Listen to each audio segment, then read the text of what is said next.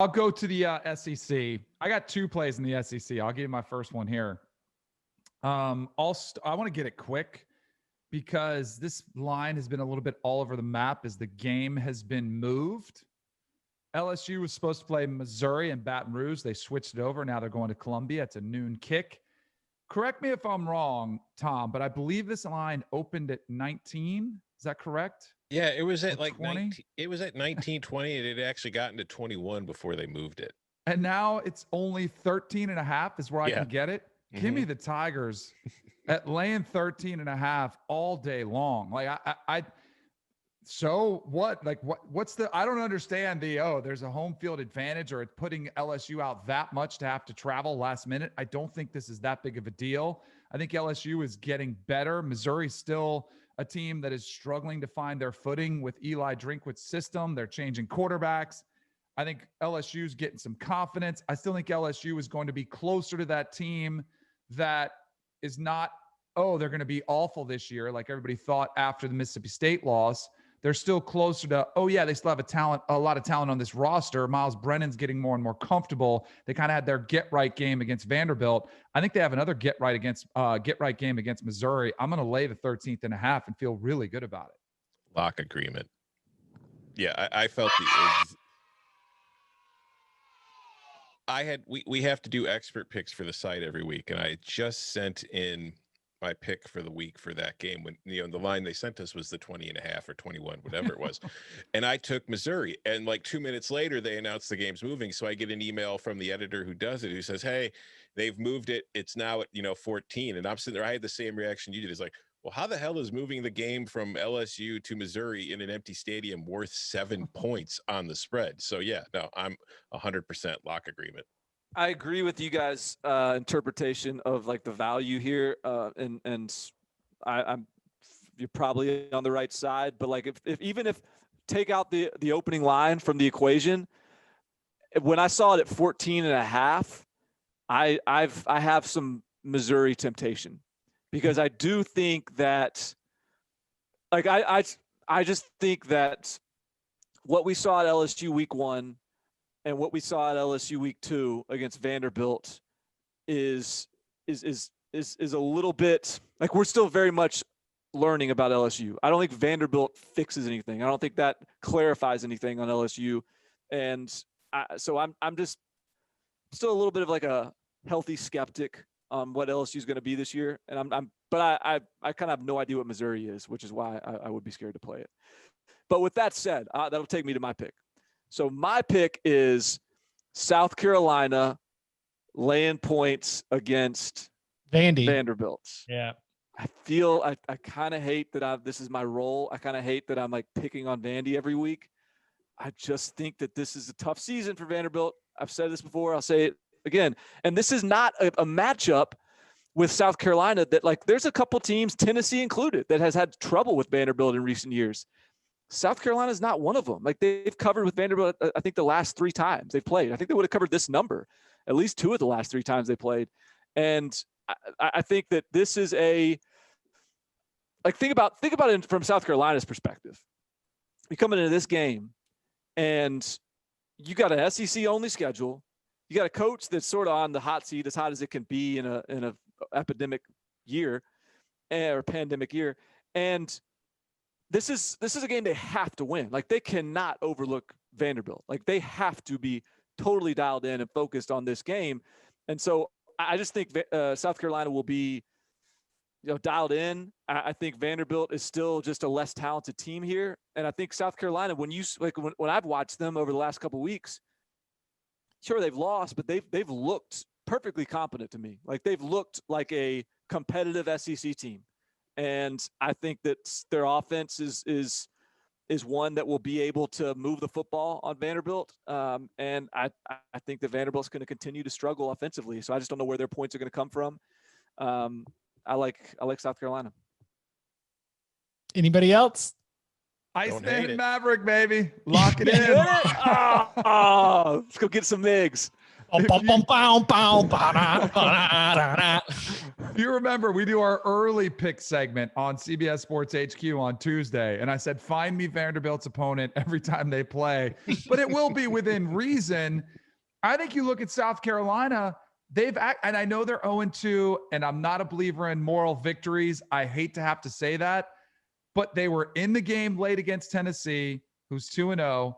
And if we talked about this Monday, and after if Mike Bobo shows any sense of urgency, they might have had a chance to possibly upset Georgia or Florida in Gainesville. Like, they found a way to move the ball there. I totally agree. And especially if it's under 14, like, I think this is going to be easily a 2-touchdown win, probably more. But if I can get it under there at 13, lock it up all day long. Yeah, I don't think Vegas has properly adjusted to Vanderbilt yet. And I think that they're maybe still going, 17-12 against Texas A&M. Man, right. They look pretty good. I don't know where that's coming from. Yeah. All right. Any more SEC plays? I have one, or I have two, actually. Go ahead, Tom. Okay. I got more SEC plays too. Yeah. I mean, that's all. We're all SEC plays all the time here. I am going to take the pirate ship getting itself off the rocks. I'm taking Mississippi State +2 at Kentucky. And I feel like I've become like a huge Kentucky hater this year, even though that was not the intent. It's just from what I've seen from Kentucky through 2 games, I'm not that enthusiastic about anything that I've seen them do. They ran the ball like crazy against Mississippi last weekend, but I don't take doing anything on offense against that defense to be anything to note of, for the future use. And even against that defense, they still struggled to move the ball through the air. And I think that they've become a little too one-dimensional, and the passing thing isn't there. And I look at Mississippi State, you want to take Mike Leach when he's a dog, and you want to fade him after he pulls off that big upset. So the first week of the season goes and shocks the world, beats LSU. Last week, everybody's like, oh, here comes the air raid, going to revolutionize the SEC, and he loses to Arkansas. Well, now he's an underdog against that Kentucky team, and I like them a lot, and especially because I mentioned Kentucky's able to run the ball and not much else. Through 2 games, Mississippi State's run defense has been phenomenal. They're allowing 1.91 yards per carry. That's the best in the country. So I look at that. I look at Leach going 29-19 against the spread as a dog since 2012. And I say, man, I'm with the Bulldogs this week. Give me Mississippi State. I like them straight up. I'm taking them plus the points, though. Any fights? What's my record against? I think it's 2-0 against Tom and lock fight. I'm not going to go there. I'm trying. This is discipline. 2-0, yeah. I'm just gonna dodge this one. I don't agree. I'm just gonna leave this one lie. I'm gonna wish you luck and say let's go for the team. Be a team player. I feel like I like. Give me your thoughts anyway, even if you're not locking it up. I want to hear what you think. So I'm curious to see, because I think out of Ole Miss and out of Mississippi State, like Ole Miss might have a more sustainable offensive philosophy in the SEC than Mike Leach's air raid. I'm curious to see if the drop 8 into coverage, play zone, which is what Arkansas did, if that works. And I think Kentucky will make them prove that. And I'm really curious to see if Mississippi State can shut down Kentucky's offensive attack, even without Cavassier smoke. But they still had, Terry Wilson starting to run the ball a little bit more. I don't know. I think Kentucky gets right in this one. I don't know if I'm there with, okay, Mississippi State is going to be a team that can, win a lot of games this year. I don't know. I don't love the feel of this game. So good luck. I think it's a tough one. I would, when just without even seeing the line, I was going to lean Kentucky because I've just been high on Kentucky, and I felt like that they started 0-2, and there's a team that feels like is good enough to have been 2-0. I'm not saying that they're the better team necessarily both games, but like they're good enough to have been 2-0, and so it just feels like a too good of a team to be 0-3.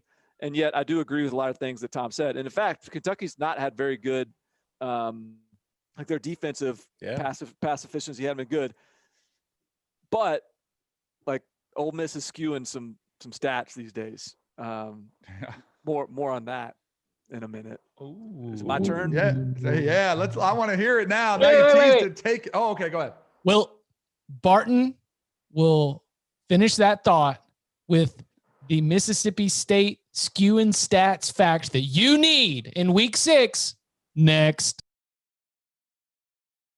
All right. So now I'm gonna disgust you guys once again.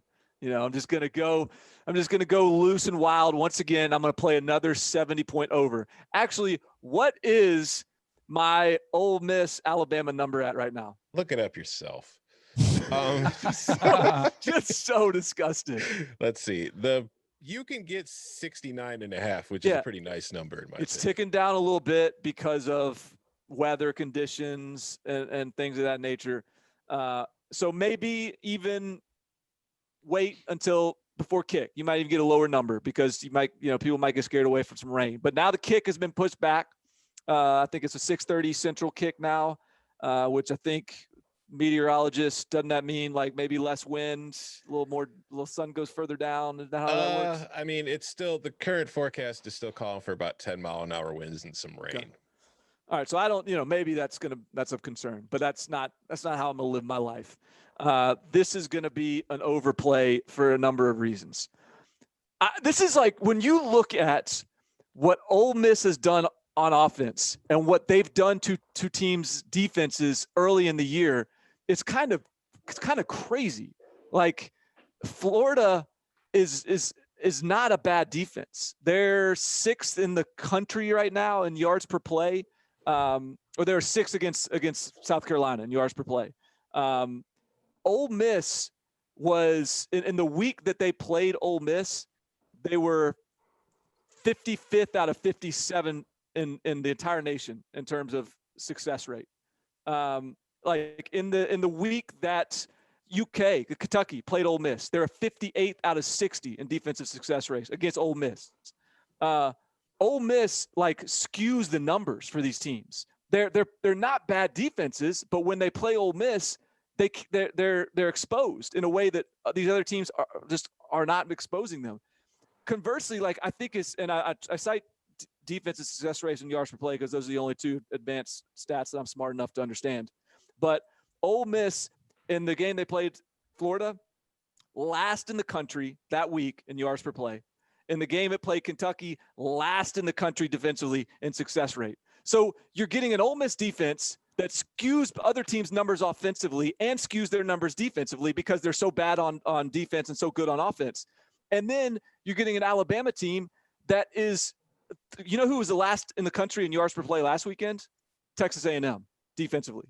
Like Alabama is absolutely like, I mean, they're doing what they want, and they're going to do whatever they want against this Ole Miss defense. I think little rain, little weather you got to worry about. I get it, but I just think what is like Lane Kiffin's is not going to – he's going to get some points. Now, they may come in the fourth quarter. They may come – I don't know when they're going to come, but he's not going to trot out of there with 14 points on the board. And Alabama is certainly going to – they'll name their number. So I'm taking the over in this game. Finally, some overs that I like. Feels good. And also of note, this comes dentist recommed. This is dentist approved. So is this an official dentist pick? Do I have to put it in the doc? This is the dentist pick. I had this on my ledger, and then the dentist actually texted it, which made me feel that much better about it. This is 4 out of 5 dentists recommend. 4 out of 5 dentists recommends. And only our guys, all the one that matters. I love it. Right. Do you and the dentist have another room in your foursome for me to pull up my golf cart and just ride along for this one? Get in here. Yeah, let's go. Lock agreement, because I think Bama gets 50, right? I mean, it's just like, and do you think that Ole Miss is going to be able to get you the rest of the way? I think that answer is yes. Love it. Absolutely love it. Sorry, Tom. Sorry to disappoint you. Sorry to disappoint you, Dad. I just thought I raised you boys better than this. All right. So I have a theory on this game. I had it down earlier in the week and I crossed it off. Lane Kiffin called him elderly. Yeah. Like and Lane Kiffin handled it, or excuse me, Nick Saban handled it perfectly. He laughed it off.